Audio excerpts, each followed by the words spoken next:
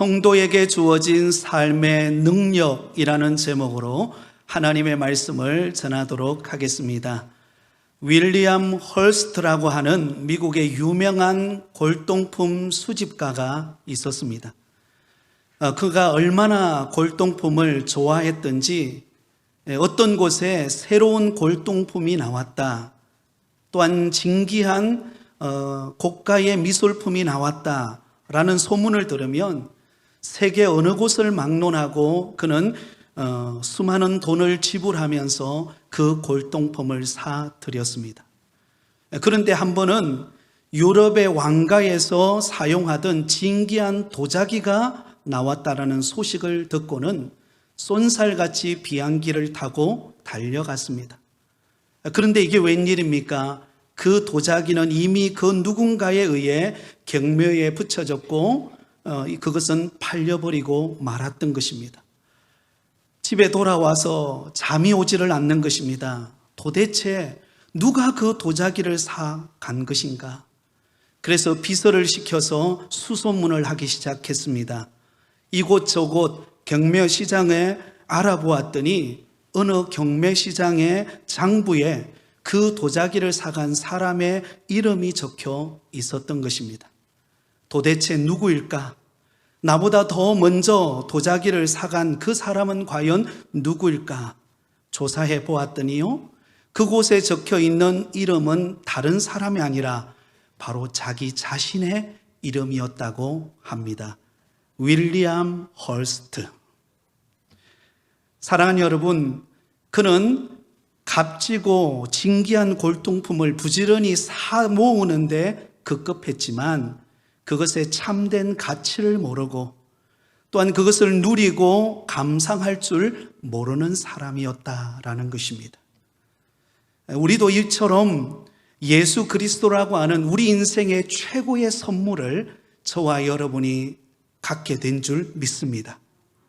그런데 그 예수님의 이름의 능력과 권세와 가치를 우리는 얼마나 누리며 또한 능력을 나타내며 살아가고 있을까요? 많은 성도들이 예수 그리스도의 이름의 능력과 은혜를 입었음에도 불구하고 살아가면서 자신에게 없는 것을 보면서 불평하고 원망하는 것이 더 많은 것을 알 수가 있습니다. 오늘 이 시간에 진정한 믿음의 능력의 가치가 무엇인가를 오늘 말씀을 통해 깨닫는 은혜가 있으시기를 예수님의 이름으로 축원드립니다. 오늘 우리가 읽은 본문의 말씀에 보면 성전 미문에 앉아 구걸하던 한 사람이 등장합니다. 여러분, 그가 왜 성전 미문에 앉아서 구걸하게 되었을까요? 그 이유는 그가 태어나면서 지금까지 한 번도 일어나 걸어본 적이 없기 때문입니다. 그래서 그가 지금까지 살아오면서 그가 생계를 유지하기 위해서 그가 할 수 있었던 유일한 방법은 무엇이었나요? 성전 미문에 앉아서 그 성전을 드나드는 사람들에게 구걸해서 하루하루 그들이 던져주는 동전으로 하루하루를 연명하며 살아가는 길밖에 없었기 때문입니다. 여러분, 그것도 자신 스스로 걸어서 그곳에 올 수 있는 게 아니었습니다. 누군가에 의해서 들려서 그곳에 와서 앉아서 구걸해야만 했습니다. 한마디로 그는 누군가의 전적인 도움이 없이는 하루도 살아갈 수 없는 절체절명의 고통 속에 살아가던 사람이었습니다. 그런 그가 누구를 만나게 됩니까? 바로 기도하러 성전에 올라가던 베드로와 요한을 만나게 됩니다. 그러자 구걸하던 그는 베드로와 요한을 주목하면서 혹시 자신에게 얼마의 동전을 던져주지는 않을까 내심 기대하는 마음으로 그들을 쳐다보았습니다. 그때 베드로가 그를 향하여 이렇게 말씀합니다. 은과 금은 내게 없거니와 내게 있는 것으로 내게 주노니 나사렛 예수 그리스도의 이름으로 일어나 걸어라. 그의 오른손을 잡고 일으켰을 때 발과 발목이 힘을 얻고 일어나 걷게 되어지는 기적의 역사가 일어난 줄 믿습니다. 그가 걷게 되었을 때 너무나 감격스럽고 기뻐서 성전에 뛰어 들어가면서 그는 감격하며 성전 안으로 베드로와 요한과 함께 들어갔고 그곳에서 하나님을 찬양했습니다. 그 모습을 지켜보던 수많은 사람들이 그가 걷는 것과 하나님을 찬송하는 것을 보면서 그들은 놀라지 않을 수 없었다라는 이야기가 오늘 본문의 이야기입니다. 저는 오늘 이 시간에 이 본문의 말씀을 통해서 오늘날 우리가 믿음 생활하는 우리 성도들에게 주어지는 삶의 능력은 과연 어떻게 주어지는가? 그 비결을 살펴보고 함께 은혜를 나누고자 합니다. 그 첫 번째는 성도에게 주어지는 삶의 능력은 기도하는 곳에 임한다라는 것입니다. 한번 따라하겠습니다. 삶의 능력은 기도하는 곳에 임합니다. 여러분, 우리 성도들에게 주어지는 능력이 어떻게 옵니까? 기도하는 곳에 온다는 것입니다. 1절은 이렇게 기록하고 있습니다. 같이 읽습니다. 제9시 기도 시간에 베드로와 요한이 성전에 올라갈새. 여러분, 이 말씀은 나면서 한 번도 걸어보지 못한 사람이 긋게 되어진 그 고침받은 사건의 배경에 관한 이야기를 기록해 놓고 있습니다. 그 배경은 어떻게 출발합니까? 제9시 기도 시간에 베드로와 요한이 성전에 올라가서 하나님 앞에 기도하러 올라가는 도중에 그가 고침받은 사건입니다. 여러분, 여기 제9시라고 하는 시간은 오늘날 우리나라 시간으로 계산해 보면 오후 3시가 됩니다. 오후 3시에 정해놓은 기도 시간에 베드로와 요한이 성전에 올라가는 도중에, 기도하러 가는 도중에 그 앉아서 성전 미문에서 구걸하던 그 사람을 만나게 된 것입니다. 여러분, 베드로와 요한은 오순절날 성령 강림 사건을 경험하기 위해 마가다락방에 120명의 성도들이 모여서 그들이 한 일이 무엇입니까? 오로지 하나님 앞에 기도하는 일이었습니다. 하나님 앞에 약속하신 성령을 기다리며 간절히 그들이 기도했을 때 오순절날 그들 가운데 강력한 바람과 같이 불과 같은 성령이 그들에게 임하여서 그들은 성령 충만을 받고 각 나라의 언어들 방언으로 말하게 되었습니다. 그런데 여러분, 놀라운 사실은 그들은 오순절 성령 강림 사건을 경험한 것으로 기도를 멈추지 않았다는 거예요. 그들은 성령 충만 받고 은혜 받고 능력 받은 것으로 멈춘 게 아니라 지속적으로 기도의 시간을 정해놓고 하나님의 성전에 올라가서 하나님 앞에 기도하는 기도의 사람이었습니다. 마치 예수님께서 공생의 사역을 감당하는 그 바쁜 일과 속에서도 따로 조용한 시간을 마련하여 하나님 아버지와 독대하면서 기도의 시간을 놓치지 않았던 것처럼 베드로와 요한은 하나님 앞에 기도의 시간을 정한 그 오후 3시에 기도하러 올라가던 바로 그 길에서 나면서 한 번도 걸어보지 못한 그를 만나게 되었고 그가 고침받는 기적의 문이 열렸습니다. 여러분, 베드로와 요한은 기도하는 시간을 정하고 그 기도하는 시간을 게으르지 않았다라는 것입니다. 저는 이 사실이 정말 중요하다고 생각합니다. 왜냐하면 여러분, 제자들, 사도들의 사역 가운데 나타나는 삶의 능력은 그들의 지식과 인간적인 방법과 경험에 의한 것이 아니기 때문입니다.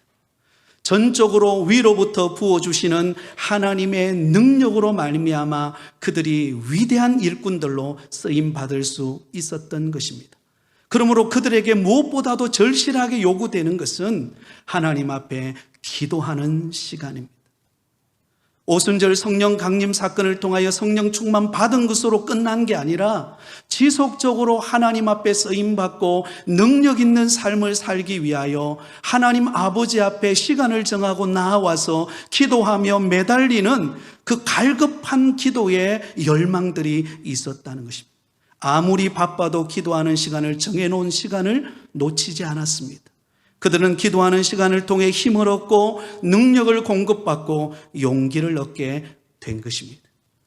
사랑하는 성도 여러분, 기도할 때와 기도하지 않을 때 확연한 차이가 납니다. 우리가 기도할 때는요, 어떤 어려운 환경과 고난과 또한 힘든 일이 있어도 소망을 잃지 않고 인내하게 됩니다. 또한 기도하는 사람에게는 수많은 염려거리가 있고 수많은 어려운 문제가 난제거리가 있지만 여러분, 그 염려에 매이지 않고 하나님께 맡기고 믿어지는 은혜가 있습니다. 기도하는 사람은 불평거리가 보이는 것이 아니라 감사거리를 찾게 되어지는 은혜를 얻게 되는 줄 믿습니다. 그러나 여러분, 기도하지 않을 때는 어떤 일이 일어날까요? 모든 것이 불안합니다. 모든 것이 두렵고요, 모든 것이 힘겹습니다. 안 될 것이 크게 보이고 불평거리와 원망거리가 더 크게 보이고, 그리고는 하나님이 주신 은혜가 어느 순간부터인가 점점 메말라가는 자신의 모습을 보게 됩니다. 기도하는 사람과 기도하지 않는 사람의 차이입니다. 여러분, 엘리야 선지자가 활동하던 시대를 한번 생각해 보세요.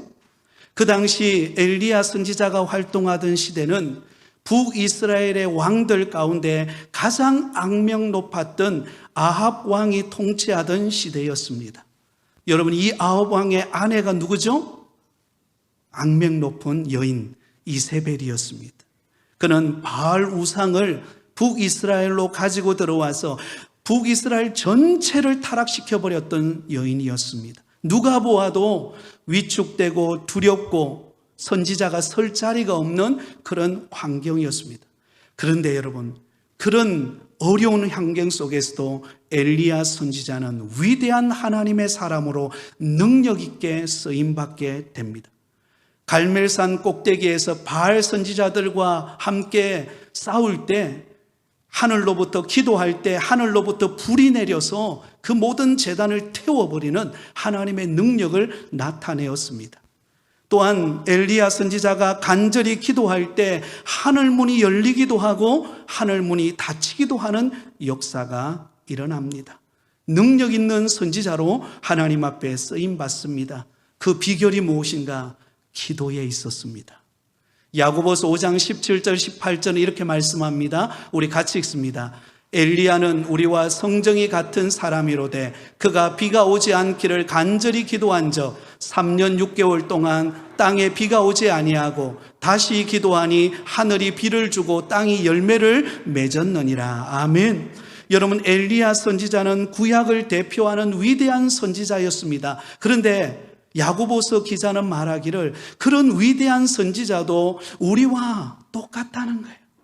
성정이 우리와 똑같다라는 것입니다. 무슨 말입니까? 엘리야 선지자도 알고 보면 연약하고 부족하고 한계를 많이 느꼈던 사람이라는 것입니다. 그런데 그런 부족하고 연약하고 한계가 가득했던 엘리야 선지자가 어떻게 구약시대를 대표하는 위대한 지도자, 그런 영적인 선지자가 될 수 있었던가?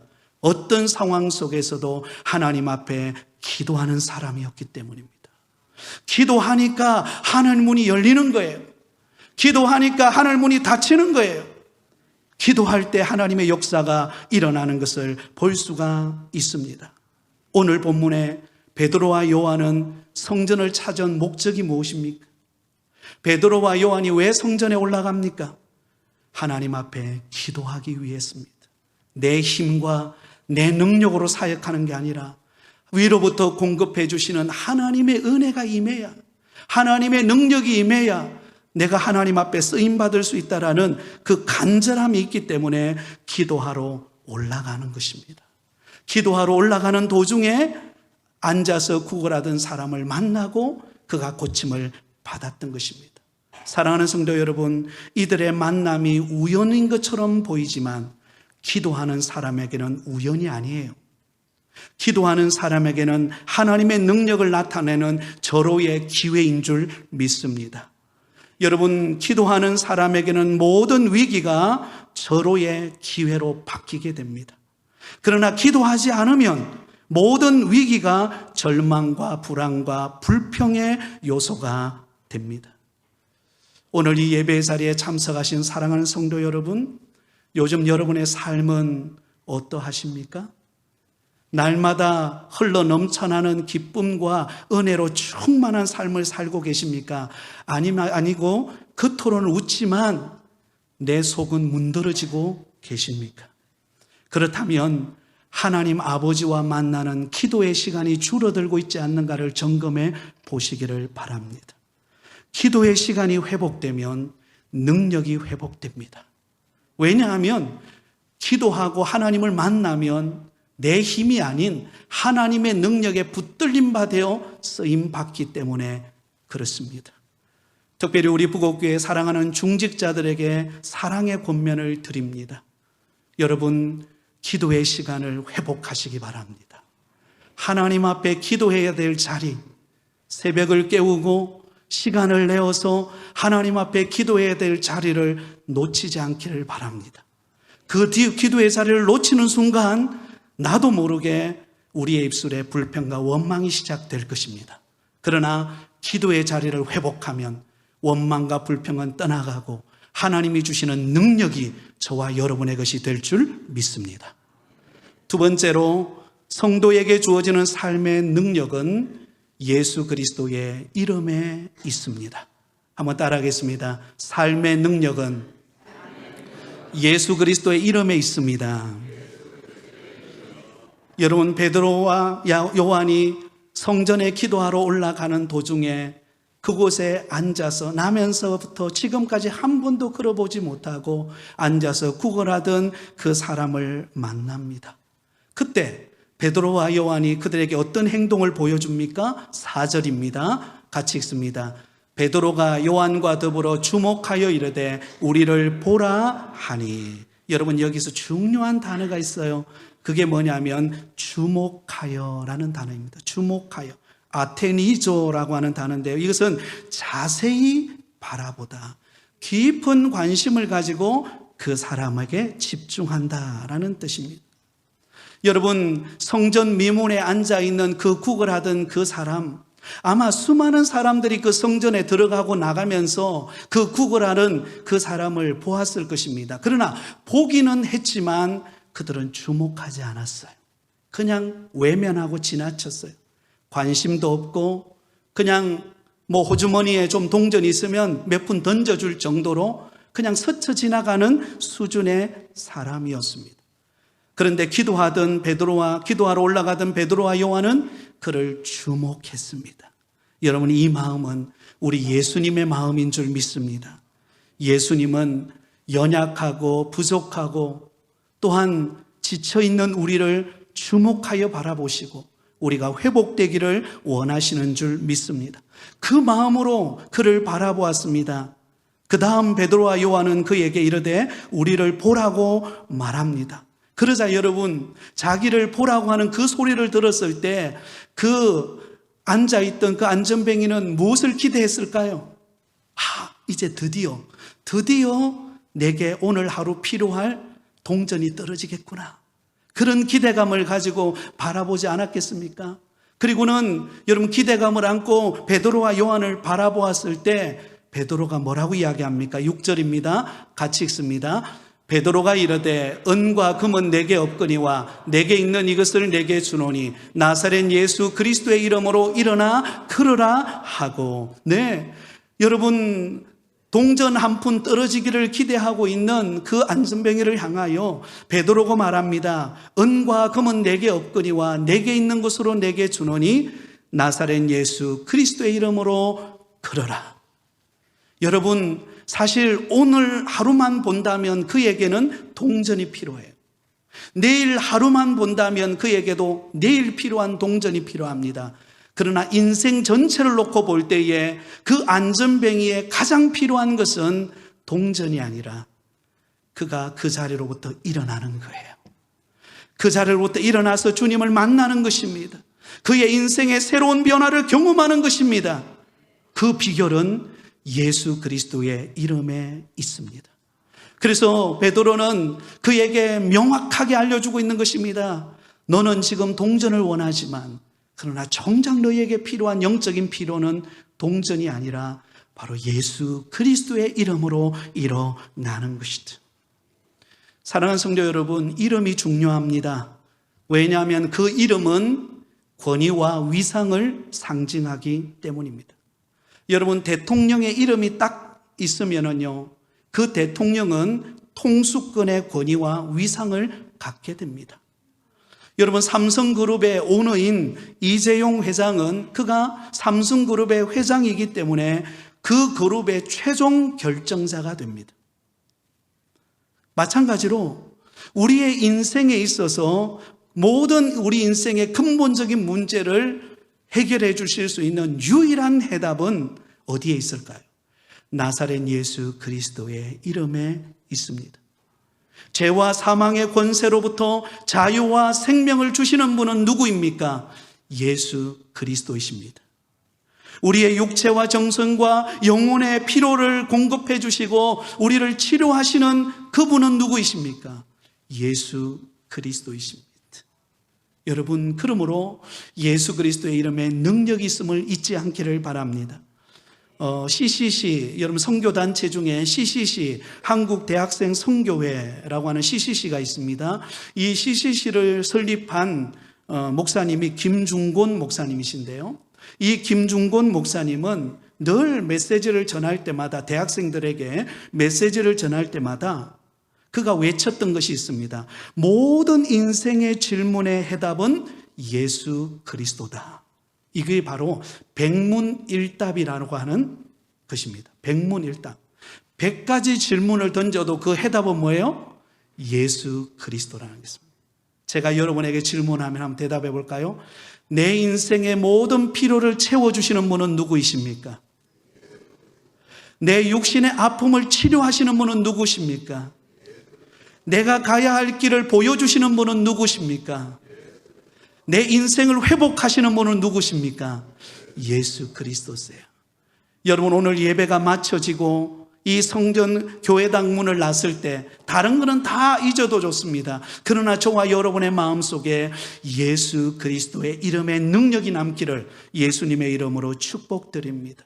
그렇습니다. 여러분, 세상에 아무리 세상에 마약에 중독이 되고 술 중독에 빠져 있고 세상에 방황하는 영혼이라 할지라도 예수 그리스도를 제대로 만나면 그 인생은 변하는 것입니다. 그 인생을 고침받는 것입니다. 여러분, 육신의 질병과 아픔이 있어도 예수 그리스도의 이름의 능력으로 간절히 기도하며 치료함 받는 은혜가 임할 줄 믿습니다. 마지막 세 번째입니다. 여러분, 성도에게 있어 주어지는 삶의 능력은 어디에 있습니까? 은혜의 보좌 앞으로 담대하게 나오는 데 있습니다. 한번 따라하겠습니다. 삶의 능력은 은혜의 보좌 앞으로 나오는 데 있습니다. 여러분, 내 삶의 회복과 능력은요, 자꾸 은혜의 보좌 앞으로 나오는 데 있습니다. 내가 힘듭니까? 주저앉아 있습니까? 그러면 은혜의 보좌 앞으로 나오세요. 하나님을 만나는 자리로 나오고 하나님의 임재를 경험하는 자리로 나오고 지쳐있는 내 모습이 하나님을 만날 때 우리는 회복이 있고 치유가 있고 변화를 경험합니다. 오늘 본문 8절에서 10절까지의 내용을 보면 이 앉아서 태어날 때부터 한 번도 걷지 못했던 그가 이제는 나사렛 예수 그리스도의 이름으로 일어나 걷게 되었을 때 그가 어떤 변화를 경험했는가를 우리에게 말씀하고 있습니다. 8절입니다. 같이 읽겠습니다. 시작. 뛰어서서 걸으며 그들과 함께 성전으로 들어가면서 걷기도 하고 뛰기도 하며 하나님을 찬송하니. 할렐루야. 여러분, 그가 고침받았을 때, 그가 걷게 되었을 때 얼마나 기뻤을까요? 여러분, 처음 예수님을 만났던 때가 기억나시나요? 처음 예수님을 내 인격의 주님으로 모셔드렸을 때 그때 여러분, 이 세상의 그 무엇과 비교할 수 없는 그런 기쁨과 은혜가 저와 여러분에게 흘러 넘쳐난 줄 믿습니다. 저도 마찬가지입니다. 저도 고등학교 1학년 때 예수님을 만나고 교회당에 가서 한없이 울었습니다. 밤을 지새우면서 울었습니다. 과거의 나의 죄가 스쳐 지나가면서 그 모든 필름처럼 지나가는 죄를 회개할 때는요, 콧물 눈물 다 흘렸습니다. 여러분, 뒷동산에 수박을 이렇게 수박을 키우는 데가 있었는데 그때 가서 수박을 훔치다가 들킨 것도 기억나더라고요. 네. 여러분 그렇지 않습니까? 근데 예수님을 만나니까요 너무나 감격스럽고 은혜로운 것입니다. 삶의 변화가 일어난 것입니다. 여러분 은혜의 보좌 앞으로 나오면 우리는 살아납니다. 여러분 생각해 보세요. 이 앉아있던 이 안전뱅이는 그동안 오랜 세월 동안 수많은 사람들이 스쳐 지나가는 것을 보았습니다. 수많은 사람들이 동전을 던져주는 것으로 겨우 하루하루를 살았습니다. 그런데 안타까운 것은 그 성전에 왔지만 성전 미문에만 머물러 있었지 성전 안으로는 들어가 본 적이 없어요. 성전 안에 들어가면 누가 계십니까? 하나님의 임재가 있어요. 하나님의 은혜가 있고 하나님의 능력이 많은데 그걸 경험하지 못하고 성전 미문에 앉아서 하루하루 버거운 인생의 길을 걸어가면서 염려하면서 하루하루 버텨나가고 있었습니다. 근데 그가 고침받았을 때는요 그동안 한 번도 들어가 보지 않았던 성전 안으로 베드로와 요한과 함께 들어갑니다.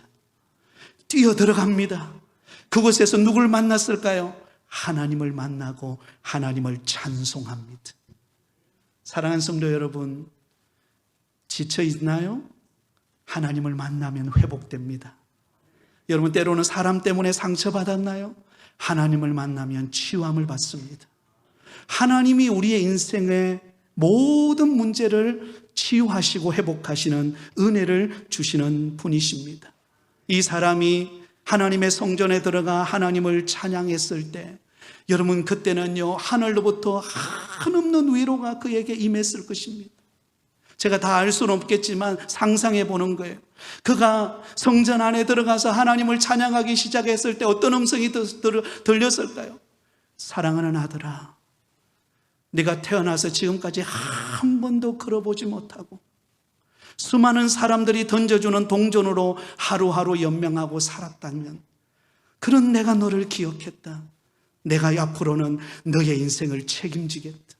앞으로 내가 너의 인생이 기쁨의 인생으로 바꿔주겠다. 너의 인생이 기뻐 뛰며 주님 안에서 날마다 은혜 속에 살아가는 삶의 자리로 내가 너를 이끌어 주리라. 이 음성이 들리지 않았겠습니까? 사랑하는 성도 여러분, 오늘날 많은 성도들이 교회당에는 오는데 문턱만 밟고 지나가는 사람이 많아요. 하나님의 임재 안으로 와서 하나님의 어루만지심을 경험하고 하나님이 나를 사랑하고 하나님이 나를 얼마나 오늘도 사랑으로 나를 품고 계시는지 그 어루만지심을 경험하지 못하고 살아가는 사람들이 너무나 많습니다. 그러므로 오늘 이 시간 예배드리는 사랑하는 여러분, 어떤 환경 속에 있다 할지라도 하나님의 은혜의 보좌 앞으로 나오면 주님이 여러분을 회복하실 것입니다. 만지시고 치유하시고 일으켜주시는 은혜를 주실 줄 믿습니다. 우리가 조금 전에 불렀던 찬양 슬픈 마음 있는 사람, 1절의 가사는 이렇게 되죠. 슬픈 마음 있는 사람 예수 이름 믿으면 영원토록 변함없는 기쁜 마음 얻으리. 예수의 이름은 세상의 소망이요 예수의 이름은 천국의 기쁨일세. 여러분 3절 찬양이 참 은혜가 됩니다. 존귀하신 주의 이름 우리 기쁨 되도다. 주의 품에 안길 때에 기뻐 찬송 부르. 우리 3절만 한 번 더 불러보겠습니다. 존귀하신 주의 이름 우리 기쁨 되도다. 주의 품에 안길 때에